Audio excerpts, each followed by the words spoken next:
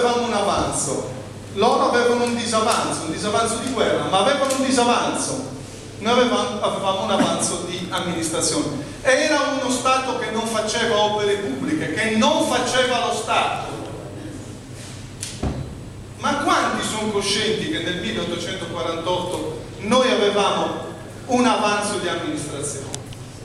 Pochissimi, pochissimi.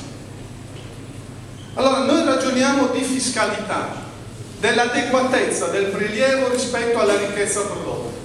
E ragioniamo nel libro della ricchezza della Sardegna, che è un tema che è scomparso da questa campagna elettorale. Come si produce ricchezza e valore in Sardegna? Come si trasferisce ricchezza e valore in Sardegna? Come produciamo ricchezza, valore e lavoro in Sardegna?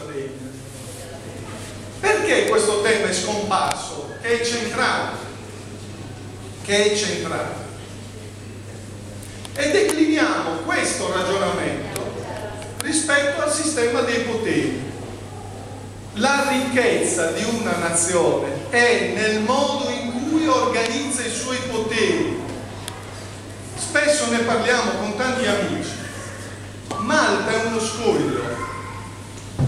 Perché ha tassi di incremento del PIL, capacità, potere d'acquisto dei salari, capacità di inserirsi nei mercati? Oggi i collegamenti europei con la Grecia li garantisce Malta, in realtà.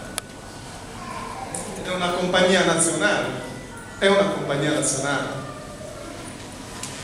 Perché Malta, che non ha uno straccio di materia prima, riesce ad avere questi risultati di sviluppo, di ricchezza, di trasferimento di valore?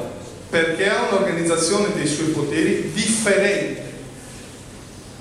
Quando avevo 22 anni andai in Zaire, nell'allora Zaire, dominato da Mobutu.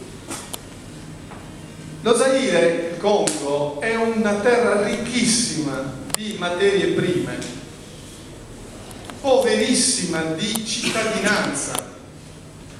Qual è la differenza? Il modo di organizzare i poteri, il modo di organizzare il rapporto tra i poteri e i diritti.